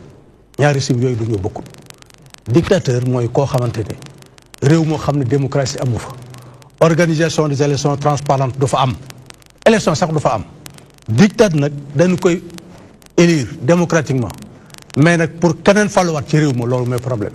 ñoom loolu de la dictature au Sénégal. dictature non dictature man dictat laa wax. dictat d'accord. dictat ak dictateur bokkuñu. dictat dañ lay élire démocratiquement. waaw mais nag doo permettre keneen ñu élire ko démocratiquement. da nga sentir loolu fii ci réew Pape Ousmane. loolu li may bëgg a wax maanaam mooy. jusqu'ici gis ñu preuve. le cas de Khalifa Sall lépp li ñu wax ci Khalifa Sall ne Khalifa Sall moo def lii ñun avant ñu jàpp Khalifa Sall 18 mois de cela xam na ne Khalifa Sall dañ koy jàpp. mais Khalifa ci boppam sax wax na ko loolu wees nañ ko ah. wax na fi nii ñi ñuy jéem a téye nii ci man la ñu jëm. xamoon na ko non loolu. mais liñ la bëgg a laaj mooy nañu def ba jàpp ko ba mu dugg yéen naka ngeen di def ba génne parce que depuis boobu ba léegi yéen a ngi wax dañ koy génne marche ngeen vendredi ngeen lu ne def ngeen ko xonk ngeen ñuul ngeen fu ne jaar ngeen ko c'est-à-dire depuis boobu ba léegi yéen a ngi forcé depuis pratiquement léegi mu mat 1 an et quelques mois non force amu ci plan d'action bu ne def ngeen ko maanaam dama bëgg monsieur le maire quand même da ngeen a soxla da ngeen di dagaan baadu askan bi waaw te gis nga lu mel ni présidentiel lu mel ni fal njiitu réew waaw xëy na ku xamul dayo bi moo ko mën a soofantal parce que réew boo xam ne ñëpp dañuy cotiser jox la ne la bu nu feebaree fan war a fajoo taxawal ñu ko taxawal ñu école ñu jàng nangam ak nangam nga boole yooyu yëpp kooku noonu dafa war a am xel am gis-gis bu yaatu am kattanu bu mu mën a taxawee loolu lu mel noonu bu amee tey mu nekk ci kaso bi il faut que tamit ñu taxaw ñu xoolante loolu ba léegi yéen a ngi xeex mënul génn ci yan pexe bu ngeen xalaat léegi yan pexe ngeen am fi ne mujjanteel pour génnee ko fa mu nekk pexe ci la nekk ba léegi xam nga mën naa laa limal ndax nii nga may gis nii man parti socialiste dama ci juddoo yaru ci man Abdou Diouf moo ma yar bi ma tollee juróom-benn at laa nekk ci loxol Abdou Diouf ba 2000 la tàggoog moom xam naa pouvoir ni muy doxee dossier bi am na yoo xam ne du ma toog fii di ko wax mais leer na yàlla leer sénégalais yi leer ñi nga xam ne ñoo ko téye ah waaw mais leer na yàlla xam nga leer yàlla rek mooy mais lu tax nga nangu bañ a ànd ak président Ousmane Tanor Dieng nangu ànd ak Khalifa Ababacar Sall te nga ne Abdou Diouf ci keppaaram nga juddoo yaroo màggee ba toll ba 2000 waaw justement loolu xam nga man li ma ñor intérêt parti socialiste moo ma ñor mais intérêt personnel ñor ma waaw mais bu ñu parti nag majorité la Tanor bu majorité dégagée ban majorité xaaral muy wax ci Tanor bi li muy daaneel nii dama ban majorité amul Tanor depuis 1996 Tanor kenn musu ko élire parti socialiste démocratiquement li ma lay wax dama koo fekkee congrès bi nga xam ne moom lan def waaw sans débat 96 ba loolu passé d'accord congrès bi ñu ko fale waaw 2000 mais 2014 moom amoon na y avait Aïssata Tall Sall bu génnoon xam nga loolu laa lay wax 2014 ma responsable politique la Diourbel laa nekk région de Diourbel maa ko yore li ma xam ci ñuy élire dañuy dem ci coordination bu ne ak section ñu ne leen dañuy élire dañuy tànn ko def nangam xam nga nun def ñett nit ñoo xam ne ñoo ànd ak ñoom ñuy ubbi ci seen buntu def seen PV jox ko ne ko fal nan ko mais ni la demee nan la demee man fa maam noonu amee waaw d'accord mu bañ ñu rëcc non fi ñu nekk laay bañ mu rëcc ñu mooy naka ngeen di def pour génnee Khalifa Ababacar Sall ci prison bi voilà loolu ci la nekk xam nga Khalifa dañoo wax ne tëj nañ ci nekk ci waaw xam nga dañoo wax ne tëj nañ ko juróomi at ñun ban defee suñu appel loolee dañuy recommencer wat à zéro bu suñu appel boobu jeexee am naan faneen fu ñu jëm boo seetee loolu ñaari recours yooyu ba ñetti recours yooyu bala ñu coo yegg danañ dem élection ñu ngi mois de mai te élection yi février la li ci des daanaka ay weer la lu gàtt gën kaa neew 8 mois 7 ñetti recours 7 désormais ñetti recours ngeen topp ci procédure yooyu ba benn recours moyen de 55 jours wala damaa ragal seen doole jeex balaa ma jox Mouhamed maanaam d'accord doole xeex nu ngeen génnee Khalifa yàqu lu ñu dara maanaam ndax loolu ci la nekkan xaaral ma ñëw ba gagné loolu ci la nekkan doole jooju laa lay wax maanaam doole ji ngeen di boole nii chaque vendredi am ñu denk place de l'indépendance ak rond point ak ñeneen di agité wu fëleeg yooyu doole jooju ngeen di xeex pour génnee ko dama ragal di bu ñëwee est-ce que di ngeen am xelu tëgg programme bu ko gungee pour présidentielle programme bi ñuy tëgg moom suñu programme pour élection présidentielle kooku moom déjà fiche leen ko. léegi waaw d'accord question yi il faut dinañ la poser ay questions mais bëggoon nañu aussi nga wax ñu parce que Khalifa Ababacar Sall ca tribunal ba ñu ne daaj nañ ko 5 ans. 5 ans yi féete na boor waaw. noonu la tey. 5 ans yi mu korog ban dafay appel. loolu nekkatul. kon instant la moo nekk. dañuy recommencer à zéro. déet ma nga fa ba keroog ña ngeen recours ñu dëggal loolu wala ñu neenal ko. appel waaw appel soo ko see def ba recevoir appel bi léegi condamnation bu njëkk bu n'existe plus. da ngay recommencer à zéro. loolu yoon on est d'accord. très bien bu ñu amee keneen koo xamante ne am na ci. cour d'appel gën a yaatu mën nañoo ci 88 628 11 22 ñu ànd ak Mouhamed Thiam. mais dafa doyul sax ah Pape Ousmane ci li nga doon wax noonu laay continuer parce que même su fekkee Khalifa Sall tey jii def ngeen seen i pexe ba ñu génnee ko. candidature am dafay incertaine ba léegi lu tax tey jii ki ñu reconnaître légalement mu nekk secrétaire général national bu parti socialiste Ousmane Tanor Dieng la loolu xam nañ ko léegi nag li nga xam ni moo ci am ba am ay pro Tanor am ay pro Khalifa déjà coow loolu rek parti socialiste vous n'arrivez pas à régler ce problème division bëri na ci seen biir ñii ñi ngi féetee ci boor bi ñii ñi ngi féetee ci boor bi mais tey jii légalement ki nga xam ne mooy secrétaire national bi nga xam ne moom la ñu reconnaître mooy Ousmane Tanor Dieng donc même génnu Khalifa bi nga xam ne yéen a ngi koy lijjanti nii su amee ndax ba tey dina tax ñu mën a ni mën na nekk candidat. xam nga dama d'accord foofu. d'accord ci nan. ñun ba ñuy dem élection. waaw Khalifa Sall di nekk maire. ak maire yi nga xam ne mooy taxawu Dakar parti socialiste mi ngi fi mais ànduñu nag moom man bi may nekk maire parti socialiste mi ngi fi ànduma ak ñoom. ñun ñoo demul seen bopp gañe suñu bopp dafa am lu mu ci waxoon. lan ne réalité yi am ci gox-goxaat yi ça n'a rien à voir ak parti seen i taxawaay ku ci nekk fa nga sentir xam ni boo demee ci parti ci élection yi di nga mën a am maanaam di nga mën a gañe nga dem ak ña nga xalaat loolu bokk na ci li gën a dooleel taxaw Dakar buñ ko. moom ci boppam Tanor ci boppam. àndutoon ak waa Benno Bokk Yaakaar ci élection yi ñu passé te ngeen moo tax ma ne question de choix la. mais question de choix boobu damaa benn affaire leer ñun mosuñoo wax kenn ne bu ñuy dem élection présidentielle parti socialiste la ñuy demee waxuñu ko ñun taxawu Sénégal la ñuy demee. la ñuy demee ci législative yi moom la ñuy demee ci élection présidentielle. parti socialiste moom ak Tanor moom banoon koog Tanor loolu. ça veut dire Khalifa dafay génn parti socialiste loolu nga nekk di ñu wax. non waxuñu loolu maanaam bu ñuy dem élection. ñun coalition bi ñuy demee. taxawu Sénégal lay tudd. d'accord comme nan demeen élection. législative ak municipale. tey est-ce que mën nga ma wax ci lan ngeen sukkandiku dëgg jàpp ne Khalifa war na mën a nekk candidat élection présidentielle 2019. parce que am na ñu bëri ñoo xamante ne jamono yi ñu ngi sitaan naan waaye mais yow page bu ñu tëj ba pare est-ce que duñ jàll ci leneen. non fi ma lay leeral nga xamante ne yaa ko fi toogal du ñàkk nga am tontu. waaw loolu fi ma la ci leeral mooy damaa bëgg nit ñi xam ne Khalifa Ababacar Sall il est électeur. est-ce que xam nga baax li ma wax. man yow rek laay déglu. il est électeur. comment. il est électeur maanaam qu'est-ce que cela veut dire xam nga nit ki buñ ko condamné comme par exemple kaawu Karim Wade xam nga condamné nañu ko moom bokkul ci liste électorale du ci mën bokk. Khalifa Sall nag il est électeur. ba fii ngay wax ak ñun. il est électeur ou moom nous parlons. ba fii ngay wax ak ñun. waaw depuis le 27 il est électeur. parce que bi ñu ko condamné ñu def suñu appel ba keroog ban defee suñu appel ba recevoir ko rek il est électeur automatiquement électeur. mais d'accord nga ni Ousmane Tanor Dieng actuellement légalement moom mooy secrétaire parti socialiste. Tanor moom. waa léegi. man damaa gëmut ne mooy secrétaire général parti socialiste damaa gëmut loola. waa léegi non li ngay gëm nag. monsieur le maire mukk ca du. monsieur le maire sa gëm-gëm nag. ak li nga xam ne moom la ñu teg reconnaître ko légalement.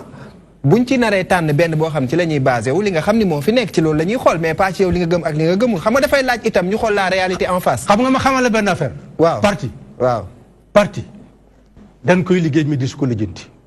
da nga jàpp ni Ousmane Tanor Dieng dafa lijjanti parti bi. amul sax luñ ci werante. donc xam naa ci ndax ci laa bokk di. donc boo nee bu ñu demee ci élection parti socialiste bu jëlee candidature am teg ko yéen doo leen demee parti socialiste da ngeen di dem ci coalition bu tudd taxawu Sénégal. bu PS taxawee ne yéen ngeen nekkee ne Khalifa jiite loolu ngeen di def ci candidature boobu ci taxawu Sénégal mooy Khalifa génn na parti socialiste. dégg nga xoolal léegi. li may la bëgg a leeral logique pour logique. xool dama bëgg sax ñu wax benn affaire. waaw léegi bàyyi man du ma wax ci mbiru parti socialiste. xam nga ci mbiru lu may wax. taxawu Sénégal ci lay wax. d'accord ndax Tanor depuis mu nekkee ci parti bi léegi 1996. nekk ca parti ba amul njëriñ. boo jiitee parti nit ñi gëmuñu la amul njëriñ. waaw d'accord léegi. loolu amul solo léegi ñu xaar ba xam fan la bët di wan di mujjee. mujjee mu ni ko ñu wan itam. mais en attendant waaw ni ko sa waay dafa marron de.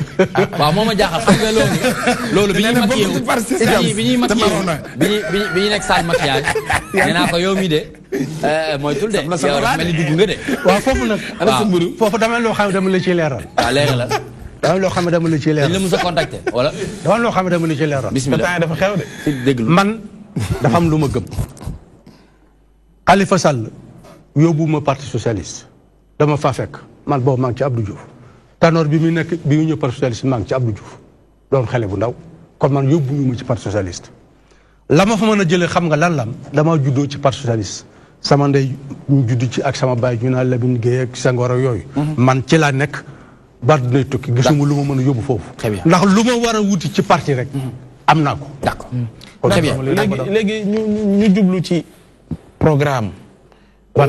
taxaw yaa ngi ne buñ la wax taxaw Sénégal waaye bul wax Tanor ma d'accord ba léegi est-ce que OTD bul ko wax est-ce que yéen a ngi liggéey sérieusement ci xam dëgg-dëgg réew mi fi mu toll ba ngeen jàpp ne am ngeen ci lu ngeen ci war a mën a indi lu mën a soppi xëy na liñ fiy gis ak lu ngeen jort yéen.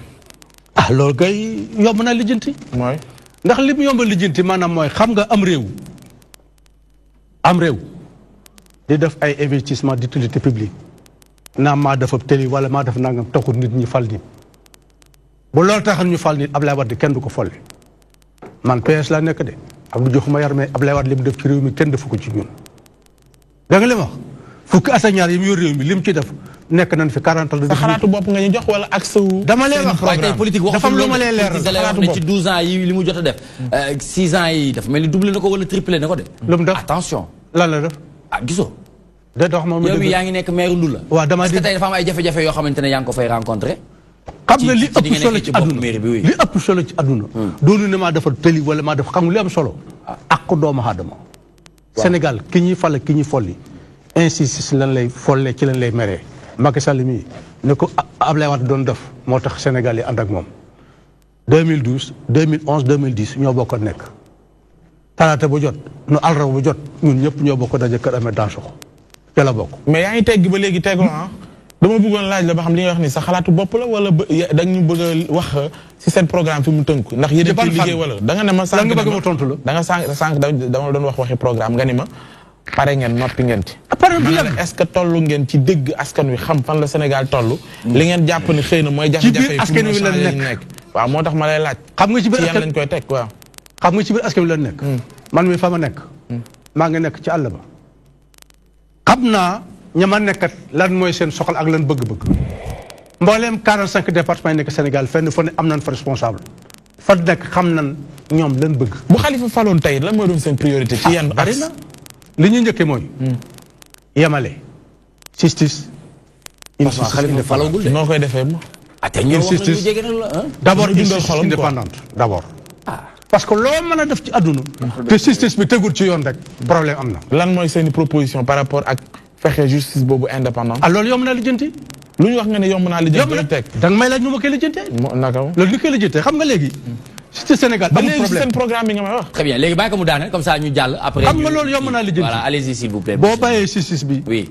daf conseil supérieur de la magistrature boo xamante ne day am ay député opposition am ay syndicalistes am ay ONC de droits de l'homme mu doon boo xamante ni bu normal bu tegu ci yoon lay li may wax ni proposition dem la de. proposition juge dem nga may wax nii de. non non non. dem wax moo wax ma la dem yóbbu ma sax dem wax na loolu. ah yóbbu ma sax dem wax na loolu mais loolu rek dafa des. xam nga lan xam moo des. fexeel ba magistrat bi bu ñu koy affecté. bu ñuy affecté magistrat bi. conseil supérieur affecté. mais xam nga procureur yi nekk fii yëpp lu leen censuré wax moom la ñuy def. vas-y. yaa ngi dégg baax li may wax. bu baax loolu yomb rek la. très bien merci beaucoup ñu ngi lay sant di la gërëm bu baax monsieur le maire Mamadou Kani Bey mi nga xamante ne mooy maire Ndoulo di membre du bureau politique bu parti socialiste pro Khalifa di opérateur économique donc muy Baba Ganou Pape Ousmane Cissé ñu nekk di waxtaanee présidentielle 2019 ñuy wax incertitude sur la candidature de Khalifa Ababacar Sall dafa am loo bëggoon dolli. très bien. waaw loo ci noo gisee jotaay bi noo gisee waxtaan bi ci koo xamante ne jàpp nañ ne yoon teg na ko daan lu toll ak juróomi at. waaw xam nga mbiru Khalifa dañ cee wax ba ñii ni yoon tëj na ko 5 ans te wax dëgg yàlla li Pape Ousmane Cissé position bi mu posé dafa am solo ku ñu tëj 5 ans kooku nan ngeen mën a jàpp ni dina falu fal nag yàllaay fal yàlla mooy joxe nguur yonent yàlla Yuusufa nekk na ci biir kaso bi. génne ci kaso bi nekk buur. yàlla mooy joxe nguur. mais nag jamono yi bokkul. circonstances yi wute nañ. concept yi bokkul non non ma ñëw monsieur le maire ma bokkul. te ba pare tamit aussi. ba pare aussi mbir mi li ci laxasu ba laxasu ci mooy li ñu doon wax sànq ci affaire Imam Ndaw justice dafa xóot. yoon dafa xóot te yaakaar naa xanaa yabuñu Khalifa Sall yab goo xam dañ koy jël rek tëj ko ci kaso bi noonu pour du falu. loolu mënul nekk. loolu mënul nekk donc yéen ñi ànd ak moom il faut ngeen jox ñu lu palpable. d'accord parce que vraiment li ñu wax fii lépp joxagoo ñu loo xam ne ñun bu ñu ko déggoon tey rek dañ naan lii kat. mën nañ ci téye mais joxagu leen ñu téye dinañ ko def ñoo ngi ci ñoo ngi koy càmbar ñoo ngi koy kii rek loolu. ngeen mais yow si sa jox na palpable yow. Khalifa waaw si sa jox na palpable mais yow joxagoo loolu. non justice laa wax. justice li ma jox. moo wax ne blanchiment l'argent. loolu ni ma wax ko. ak question bu ne mu teg ko. voilà dem ba lépp mu tudd ay fausse facturation ak yooyu. mu duñu ko teg waaw 1,8 milliard yi fu mu nekk. dafay nax saay ni day naaw wala. xaalis boobu dafay kii ma dafa am yooyu ñuy wax xoolal xam nga man ni ku mu fi dépendre Khalifa waaw non dañu bëgg tamit monsieur le maire xaar dañuy waxtaan. xam nga xoolal li ñu wax dama la bëgg xam nga maire nga. monsieur le maire. wuy ma. ba moo doonee maire nga quoi maire nga. damaa xam téeméer wax la ñaar. waaw déedéet waaw léegi wuy ma léegi nag loolu moo am fii toi même tu sais la. fii bu ñu la demee ba invité la. waaw loo bëgg am na ay 1000 am na ay 2000 personnes. yow nga xam téeméer déedéet bu xamee téeméer wax ñaar ki dañoo yëpp.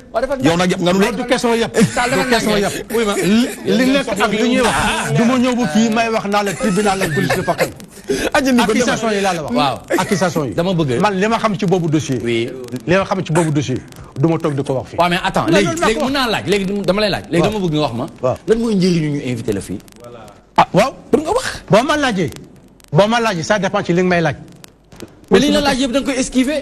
tontu ma. 1 milliard 800 yi anamu nga ne ma état da ko ñëw rek tukku ñu rek teg. 1 million 800 1 milliard 800 oui. 1 milliard 800 nga wax.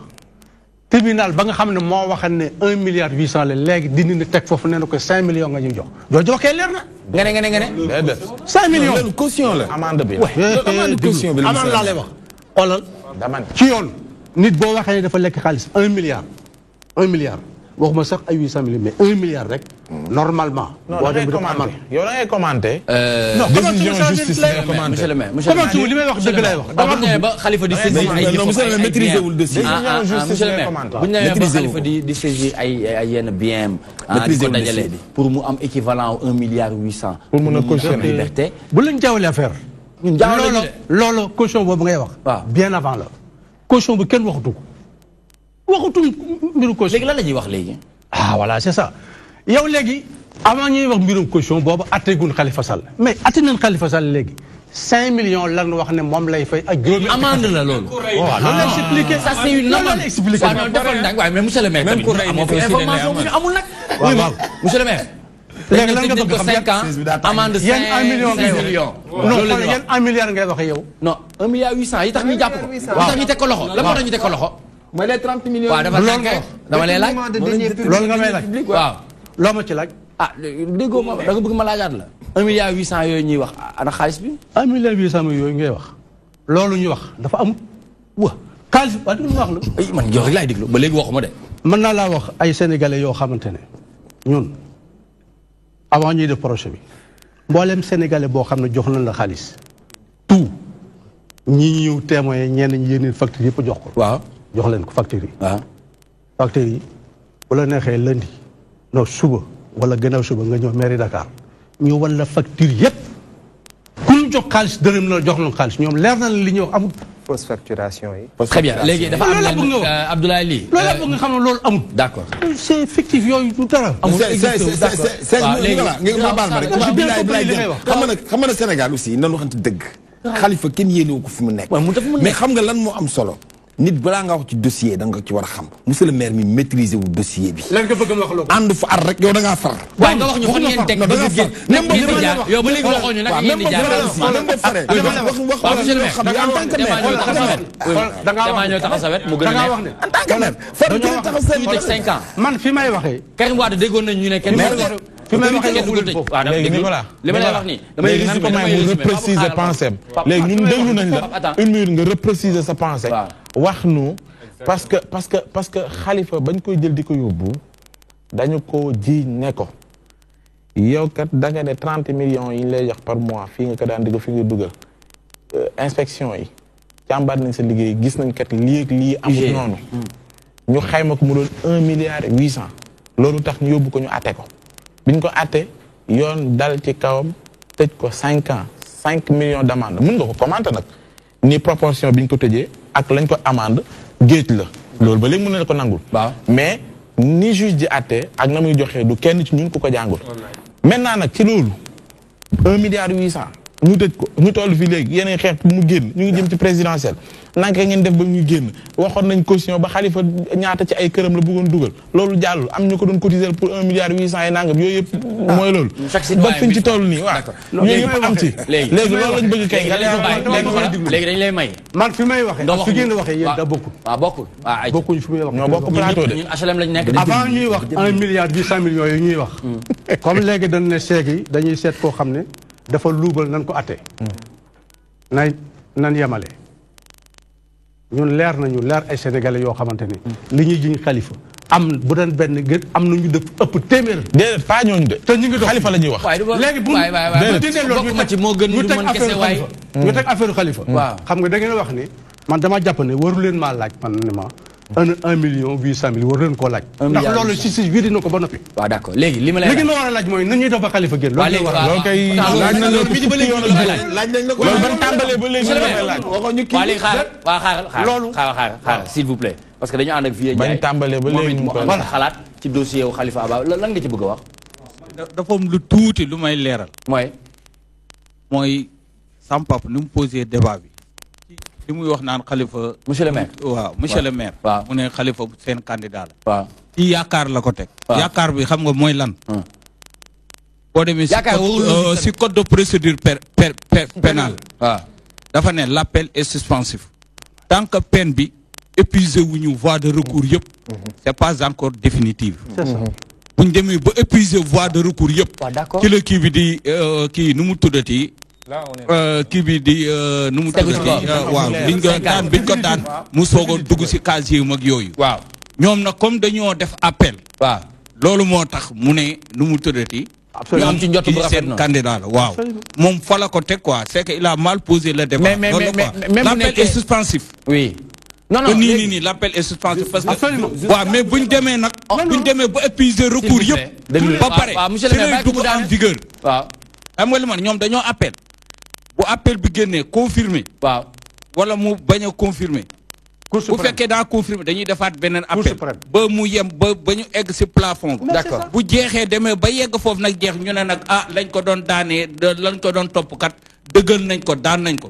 boobaa nag moom pare voilà très bien léegi nag yow li ñu la doon laaj midi ba léegi mooy ci lan ngeen sukkandiku ci yan matériel ay bagages ngeen yor.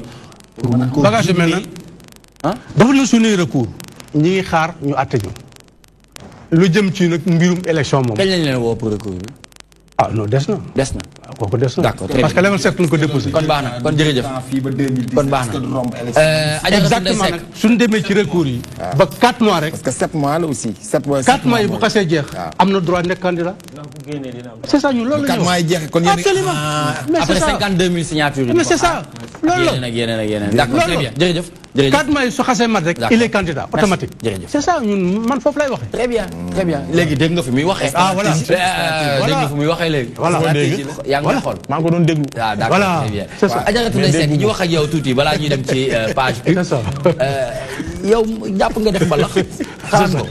ñaata. mbalax. xalaat nga ko def. ginnaaw lii nii moom traditionnel la ngoyaan na. waaye mbalax bi ci boppam est-ce que xalaat nga ko def dëgg. batterie beeg basse beeg clavier bi marimba bi. dama ciy delluwaat ndax new ko naas. ah mais dama foogoon ci salsa nga nekkoon. déedéet. parce que man maa ngi doon xaar nga ne ma dinaa génne single boo xam salsa lay doon. ah mën naa nekk de. ah parce que formation bu mag ci yoon boobu bi lu lay ci mel ni orchestra baba boo amee formation boobu de yow war ngaa mën a way salsa de lan nga doon way foofu en général. foofu noonu ngoyaan ak baba.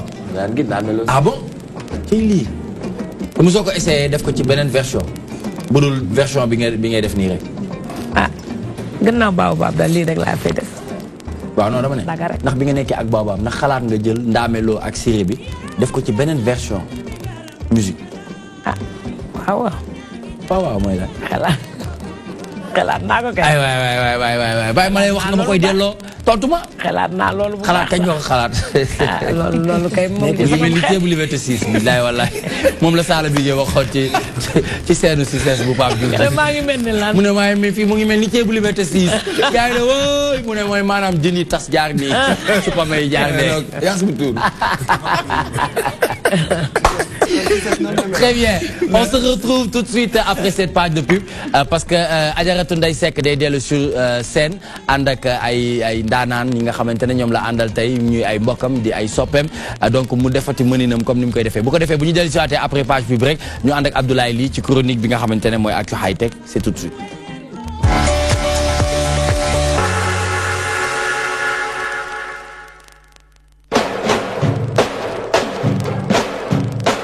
Production, le promoteur du 3e millénaire liggéey lu bëri wax lu tuuti moo leen di présenter drapeau association des maîtres tailleurs yu Sénégal ñu koy wax ADESMAT képp kuy ñëw képp ku nekk ci machine képp ku yor atelier képp ku bokk ci association ba canga kañ la le 15 mai ci stadium Iba Mar Diop ku koy bëree fils de Balla école de lutte Balla Gaye ak ki nga xam ni mbokk yi moomoo di Balla Gaye Junior écurie Lansar jano boobu du yomb de Balla Gaye Junior écurie Lansar daje kan fils de Balla école de lutte Balla Gaye xew-xew baa ngoog yéen a ngoog daje baa ngoog yéen a ngoog combat spécial ba ku koy bëree ñu ne Baye Darou école de lutte Birahim Ndiaye war a daje kan serpent ah yéen ñëpp xam ngeen serpent bu écurie Parcelles mbooloo ay waay jaan juy fudd nu ñuy bëreeg moom ku moom boobu drapeau combat spécial ñu ne Demba Xarañ Lo bu Modou Lo ah Demba Xarañ ndax Modou Lo koy gunge ko koy xaritu kanji ko koy xaritu promoteur du 3e millénaire liggéey lu bëri wax lu tuuti ñu ne ko koy Demba Xarañ Lo premier combat Modou Feugeule écurie Lansar Mbaye di foncé 2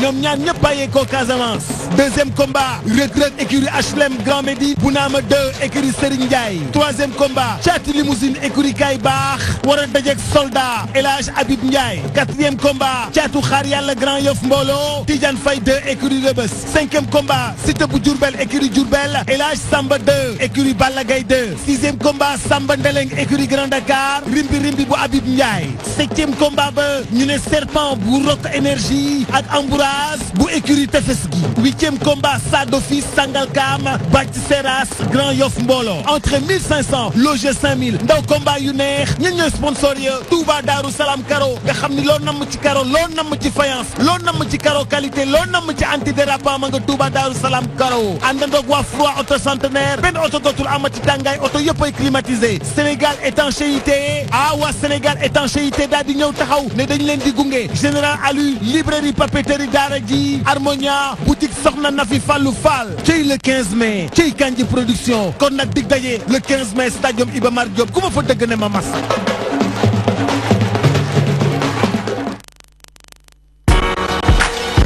Le goji séché, le fruit du bonheur, le plus puissant produit naturel d'anti-vieillissement et d'antioxydants, enfin disponible. Le goji séché, distributeur exclusif, Excaf, Business Trading, rue 14 prolongée, HLM 1 Solida. Le goji séché, le fortifiant naturel qu'il vous faut.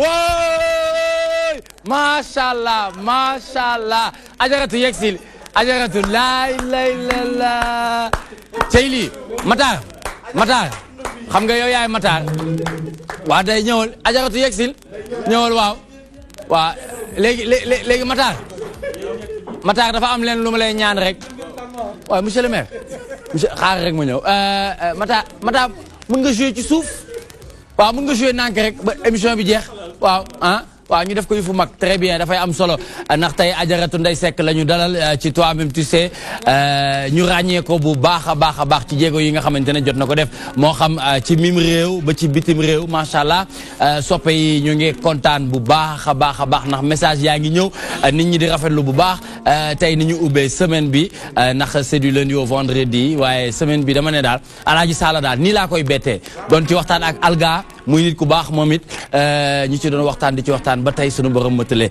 donc ñu leen di fàttali ba tey ñu ngi ànd ak monsieur le maire Mamadou Kani Bey mi nga xamante ne mooy maire Ndoulo di membre du bureau politique du parti socialiste di pro Khalifa di opérateur économique ñu doon waxtaanee lu jëm ci présidentielle 2019 incertitude sur la candidature de Khalifa Ababacar Sall ñu ànd ci ak Pape Ousmane Cissé ba tey Mohamed Thiam mu ngi ànd ak ñun ci actualité de l'internet borom actu nag yegsi na borom high tech la nouvelle technologie mi nga xamante ne dafa ne fini l'analogique et bienvenue le numérique waaye mu am tamit ay mbaqus yu neex yu leen Excaf defal ci weerum koor gi ñu ne suukaru koor lañ ko tuddee donc yooyu dinañ ko gën a fësal incha allah mercredi parce que suba du am TMTC ndax suba incha allah dafay am lamb ak Alaaji Sala Bigué Matar mën ngaa wàññi rek nga joué ko ndànk rek ñu fotot ci diggante bi waaw ndax loolu moom ajaratu Soda Bousso Seck laa koy may ndax li nga fi def yëpp sama mag jooju laa koy may muy ajaratu Soda Bousso Seck jëri ngi ci mbéy jëri ngi ma ne ko jëri bi ci mbéy nga xamante ne moom mooy borom yaay ana yu bëri ana nga ca Bétoir ana nga ca France waaye tudd nga ko baax tudd naa ko baax tudd nga ko baax ajaratu Soda Bousso Seck Soda Bousso Seck moom waaw ñàkk kiñaan laa ko tuddee ma nga ne tap ñàkk kiñaan laa tuddee Soda Bousso dëgg la ndax nit koo xam ne nit ku baax la nit koo xam ne lépp lu muy def du ngistal du dara da koy def te yàlla tax borom na lépp rafet ba pare nag fonk nag nawleem dëgg la fu mu gisee nawleem daf lay fonk jox la gëdd dëgg la loolu am na waaw loolu gis naa ko ci Soda Bousso loolu dëgg la moom xam na ne man Ndeye Seck mi toog dama ko tuddee ñàkk kiñaan moom laa ko wooye fu mu ñu mës a fekk nag loolu laa koy wooye ndeysaan dëgg la nit ku baax a ngi noonu waaw nit ku baax a ngi noonu waaw ba baax ci géer ñi sax man mii ajaratu Bousso aka moo baax ci baax na trop waaw moom ma booleeg Aïcha Lo mi nga xamante ne dafa ma ba tey waaw c'est que dafa ma jalis nag weekend bi dafa ma jalis gis nga xam nga benn affaire am na parce que Serigne Saliou booy bi dafa garaaw de xam nga ñun géwél yi ñun ñoo xam kii kii dafa garaaw yaay sama mag dañu ànd ak Abdoulaye jalis bi dafa adopté waaye nag wuy ma diggante ñaari keppaar yi waaw dëgg yàlla waaw benn bi nga foo ci benn bi nga liggéey ci dëgg yàlla war nañ laa mën a am ñu la def de waaw parce que man ñëpp xam nañ ne kër Alaaji Doudou Ndiaye Coumba Rose ca Grand Dakar laa foowee waaye nag ñëpp xam nañ ne kër Alaaji Bekaay Mbaye laa jàngee liggéey waaw ba pare nag mu boole ma ajaratu Soda Bousso Seck gis nga loolu doon géer waaw boo àndee géwél rek di nga géwéle moo tax yàq na ma waaw ñu la yàq ma ñëw DTV ñuy liggéey teg toi-même tu sais ma ànd ak Alaaji jeex na mu yàq ñu ñëpp Alaaji nag di ma def lu ko neex il faut nga am dégg waaw jeex na dégg mënul ñàkk kon ñu ànd ak yow pare nga noppi nga chronique bi sax dama koy géwéle tey mais kii léegi du géwéle ñu dem ndax Alaaji c'est parti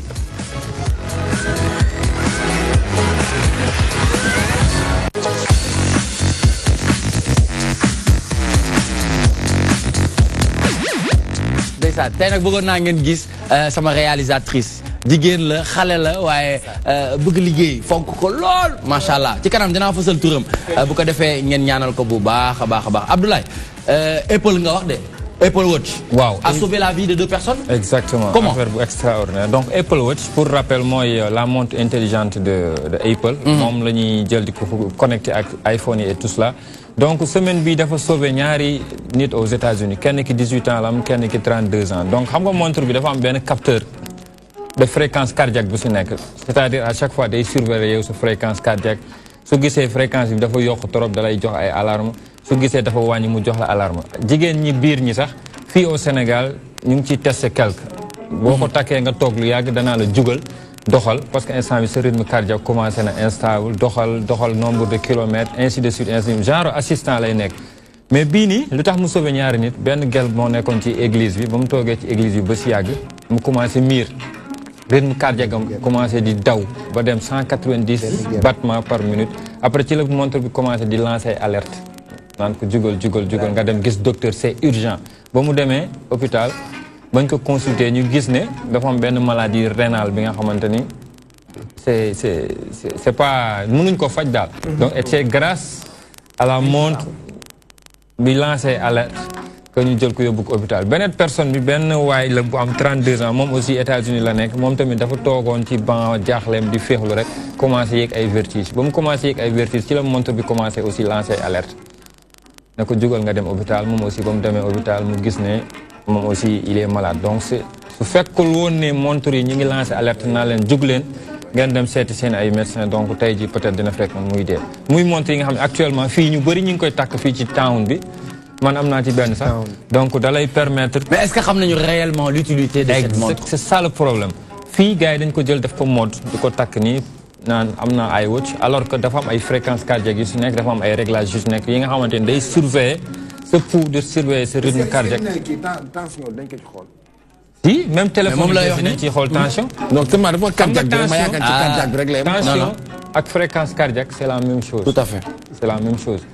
sa fréquence cardiaque bu faible ci li ñuy waxee yow da nga am hypotension sa fréquence cardiaque bu yokkee ci la ñuy waxee da nga am hypertension man à chaque fois su ma yeewoo sama téléphone portable laay utiliser pour vérifier sama tension est-ce que c'est stable ou pas donc téléphone portable yi mujj yëpp am nañ ko mais téléphone bi du collé ak yow alors que montre bi comme da nga koy takk dafay surveiller en permanence sa pouls donc boo toogee ba si yàgg nga commencé nagam danaa la jug boo liiree danaa la jugal nga dox 30 minutes boo doxee mun compter nombre de pas yi boo yeggee sa objectif 10 000 pas par jour danaa la doy na mun nga dellu sa kër nga noppale ko donc dafay tax ñii duñu obèse ñii duñu kii quoi donc Apple ñoom miracle boobu lañ def may appelé ñëpp am na yi nga xamante ni sax ay montre low cost la 25 000 20 000 lay jar donc ñu ngi koy jaay ci marché bi mun nga koo jënd ay slim fit lañ koy waxee jar na ko de day permettre nit yi ñuy surveiller seen fréquence cardiaque donc voilà. très bien donc loolu mooy Apple Watch a sauvé la vie de 2 personnes donc ñuy fàttali encore une fois ñi nga xamante ne ñu ngi ko utiliser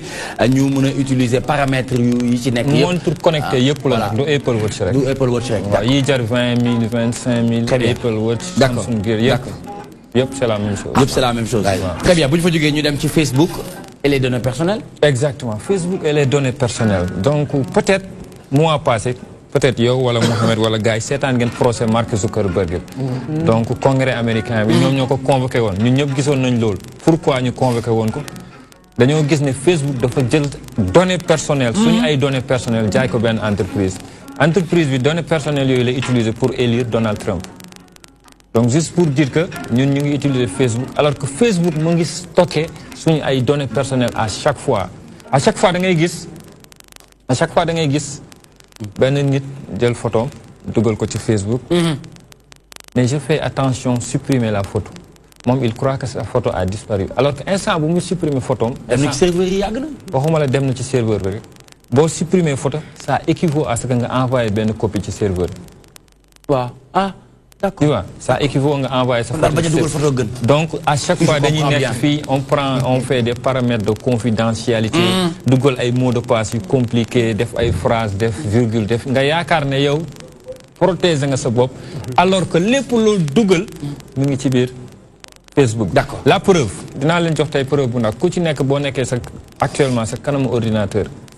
pour gis yow depuis bi nga nekkee Facebook jusqu'à présent. tu as la possibilité de télécharger sa données yi nga xamante ni mën nga ko ci dugal yëpp ba ci discussion yi nga xamante ni. waaw mais non mais la preuve de temps en temps dañ lay indil ay souvenirs ne la y a 3 ans derrière y a 1 an derrière indil la ay photos ay affaires yoo xamante ne. xam nga loolu sax c'est lié au truc que tu as publié au truc yi nga xamante ni c'est public. jot naa ko publier mais li mu lay wax nii.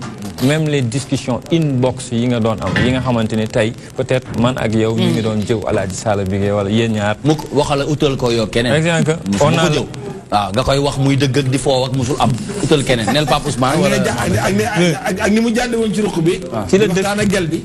ci la dëkk ci la dëkk ci la da ngay dugg. ci la dëkk li ma xam dafa bëri. je connais beaucoup de choses. le plus grave dans tout ça, on utilise l'application Facebook sur nos téléphones portables. D'accord. Et tant une étude a montré que Facebook a accès sur les SMS. Facebook a accès sur les numéros de téléphone. Les cas prouver c'est simple. Des fois, quand tu es connecté au Facebook, tu vas nous proposer le ben xarit ñu ne la ñu suggérer la sa ben xarit bi nga xamanteni yow da ngay gis te xamoo Facebook nan la def ba xam ne yow kii xam nga ko kooku sa xarit la des fois ma jël sa numéro ci mbedd bi enregistré ko su ma xëyee ma gis ci Facebook ñu ngi may suggérer ñu suggérer la ça prouve que Facebook dafay doxantu même suñu biir téléphone yi di récupérer suñu ay données personnelles di doxantu suñu biir ay SMS di ko jël donc juste pour dire que ñoom am nañ accès suñu communication yi nga xamante ni maa ngi koy wax ak sama copine wala maa ngi koy wax ak sama jabar yooyu yëpp dañ ko enregistré stocké ko ci benn site web donc tey jii yow boo demee ci sa profil très bien da nga dem paramètre boo demee paramètre général boo wàccee ba ci suuf complètement ci suuf am na fenn fu ñu bind télécharger une copie de Facebook d'accord gis nga boo defee télécharger une copie de Facebook da lay télécharger lépp li nga mun sa def ci Facebook depuis ba nga enregistré ba nga inscrire au Facebook jusqu'à présent très bien la preuve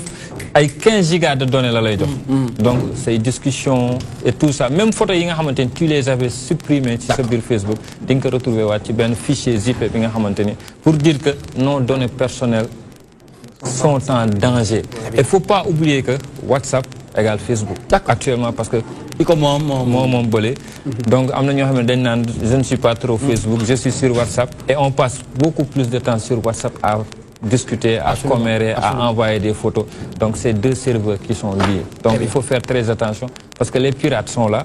T'as dit, man in the middle. Vous n'avez inséré au digante man ak yow mën na récupérer données yi nga xamanteni mom lañuy discuter ko joté rek peut-être mën na ko utiliser à d'autres instants comme Facebook mo jël suñu ay données jaay ko Cambridge Analytica jël ko élire ko Donald Trump souvent da ngay connecter ba ci nga gis ñu envoyé benn affaire bi nga xam ne mi ngi woon sa xel ci te ñu proposé la ko benn cookie ñëw benn fenêtre ne la ah Nicolas billet Dakar Casa 5000 te pourtant yaa ngi ko doon xalaat c'est parce que dañuy dugg ci sa ay données personnelles am benn algorithme buy confronter sa ay di xam say soxla di xam lan nga bëgg di la ko proposer donc c'est exactement la même chose dañuy xool say goût di xool say couleur say bëgg-bëgg yooyu la ñuy jël di la proposer yére bi ngay bëgg ak yi nga bëgg donc c'est hyper dangereux il faut que ñu def ndànk def attention ci li ñuy dugal ci Facebook parce que Facebook c'est dangereux. D'accord. Nos règles c'est très très dangereux. Très bien, merci beaucoup Abdoulaye Ly. Il vous donne rendez-vous lundi prochain Inch'Allah, toujours dans sa chronique Actu High Tech. Il finit toujours avec une chronique. Chronique du monde def moy Facebook et les données personnelles. Actu High Tech bi donne wax ci Apple Watch a sauvé la vie de 2 personnes. Donc merci beaucoup Abdoulaye Ly. Ñu and ak Vieux Ndiaye mom mi nga xamantene liko taxa juk moy non respect des engagements pris par l'État du Sénégal par rapport ak arène nationale bi. Lan moy sen métier? Métti mooy ñun dañoo amoon benn terrain boo xamante ne en 1991 par le biais de Abdoulaye Matar Diop lañu ko Kabir Mbodj joxoon.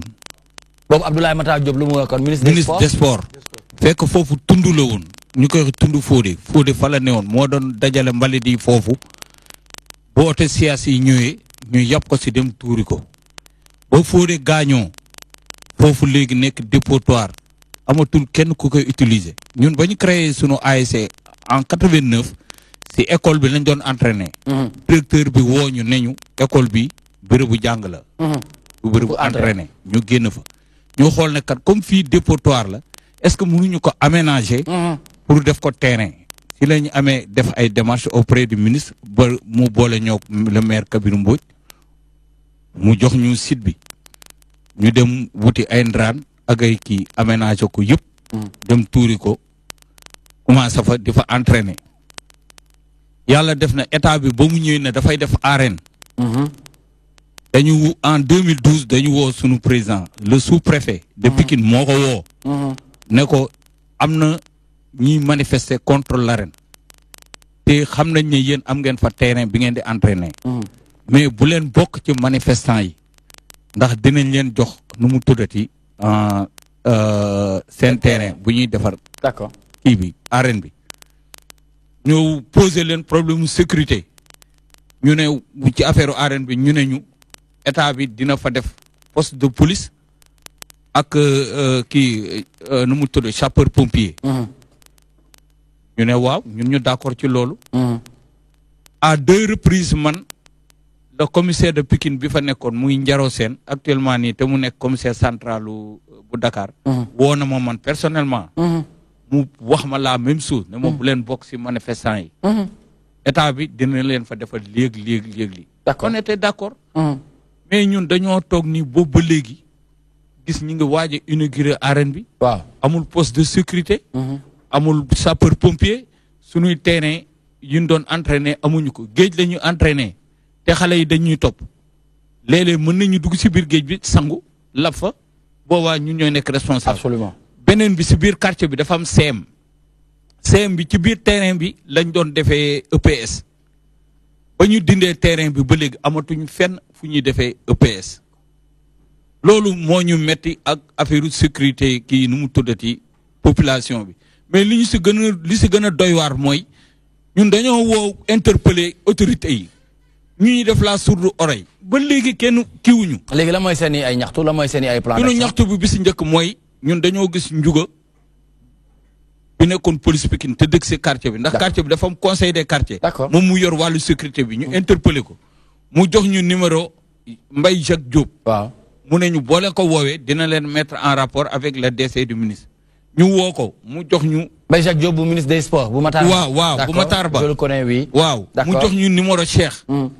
bi moom mooy DC ministre des sports bi. d'accord ba ma ko woowee 2 fois ci secrétaire am laa tombé mu ne ma il est avec le ministre. après naa ko wax. ñu toog une semaine woowuñu. un dimanche ma woo ko yàlla def ma jot ko ma wax ko affaire bi yëpp nu mu demee mu ne ma am na lu ñu fa war a aménager bu ñuy def visite de chantier. dinañ la woo. d'accord mais n'empêche que je vais le dire au ministre on va vous appeler. très bien ba tey jii woowuñu ñu woo presse bi def fa sorti ak presse beeg yëpp ñëw fa seen télé sax yéen mi ngi fa woon. ci boobu DTV xam nga ñu wane kii état bi ba léegi woowuñu ñu jël ay courrier bind ko jox ko le sous-préfet. le ministre des sports. d'accord le maire Amadou Diarra ak président ODCAV bi ñuy jiite ci wàllu nawetaan. d'accord ba léegi. wuyuwuñu léegi nag dafa am beneen plan d'action bu ñu bëgg a def ndax dañoo def émission rajo Oxygène ñëpp commencé dugg di woote population bi yëpp nee nañu wàllu sécurité kii la ndax yow Sala yow sa mbokk ngi fa. d'accord Kër Pa Sala Seck. très bien xam nga. waaw xam nga fu nga dëkk yow Pikine nga dëkk xam naa la baax li la dese bëreetul de daaneel waaw ñu bàyyi la nga daaneel foofu waaw. léegi nag ñun xam nga lu ñu bëgg. voilà ñu koy ubbi. waaw nañ ñu fa defal poste de police bi ñu waxoon pour assurer sécurité population bi. ndax combat Balla Gaye ak Modou Lo xajul foofu. d'accord waaw. très bien jërëjëf ñu ngi lay sant di la gërëm bu baax Vieux Ndiaye muy président ASC Diso ñoo doon waxtaanee lépp li nga xamante ne ASC. Darou Khoudoss très bien. waaw jox ko mu tàggatoo soxna si tàggatool directement rek waaw. waaw ñoo ngi tàggu ñëpp di leen wax ne leen incha allah dinañ dajawaat. incha allah mun dajawaatee dina gën a neex ci kàttanu yàlla. dina gën a xumb dina gën a dagal waaw dina xumb dina neex. kon aaday réew mi la ñuy daje. waaw kon aaday réew mi incha allah. incha allah bu neexee yàlla jërëjëf soxna si ñu bàyyi la nga tàggatoo yooyu it. waaw maa ngi tàggatoo ak ñëpp di leen gërëm yéen ñii ñu bokk. kii bi maa ngi leen di gërëm di leen sant. jërëjëf di kontaan ci yéen. merci. te yow kenn mënu laa fay. ndeysaan yow amoo ma gis naa li nga def lépp. jërëjëf ñoo ko bokk. yal na seen jàmm yàgg. amiin yàlla defal leen jàmm. waaye ku ma bëgg a gis nag. waaw da ngay def www point ndeyseckndamelo.com. ndeyseckndamelo.com. très bien. mooy sa site internet waaw mooy sama site internet di nga gis sama liggéey yëpp. d'accord ak li ma ci def. gërëm naa ñëpp nag. merci beaucoup ñi ne ci sama ginnaaw sama ménagère bi nga xam ne dafa baax trop. waaw amul ma ak ñi ne ci ginnaawam di ko jàppale ñëpp maa ngi leen di gërëm. merci beaucoup jërëjëf monsieur le maire ñu bàyyi la nga def kàddu bu mujj bi. waaw maa ngi leen di tàggu rek di leen dig beneen yoon di leen gërëm te di leen sant. merci xam ne di leen xaar ci terrain politique bi rek. terrain politique bi très bien Alaaji yaay tëj 30 secondes s'il vous plaît. 30 secondes jeex na tàkk. Nicolas dañ jëm ci weeru koor. waaw weeru koor gi nag bu ñëwee comme njóobeen yi ñoom laa mën a kii. affaire bi nanu sérieux xam nga kenn mënta nax yàlla te nit boo amee segam nit a am fulla ba lu mu bëgg a def da koy def. astamaak yàlla suñu borom. 11 mois yëpp yàlla danañuy lekk leen ci naan leen ci bànneexu leen ci. benn weer jox leen ma ko. waaye nañu am ngor. te bi ci des nañu fexe ba koor gi na nekk benn sunu mbokki chrétiens yi barki démb woor nañu 40 jours. coow jibul. carême ba def pak bant xatul. géej gi débordé wul. Très bien. ni tambour ni trompette. ay waay jullit yi ne leen àndandoo ñu ñëpp woorandoo. macha allah umondoo.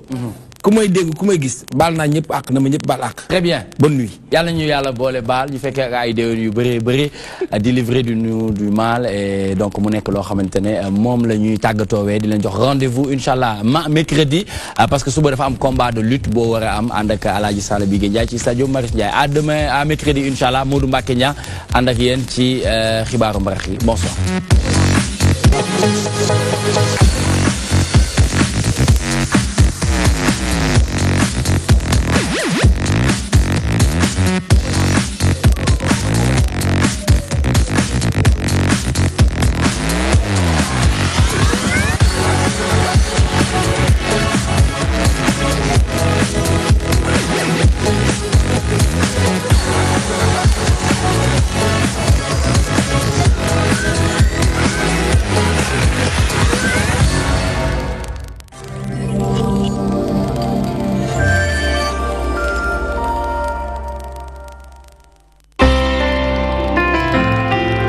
الرحمن الرحيم لا إله إلا الله لا إله إلا أنت الله أكبر الحمد لله.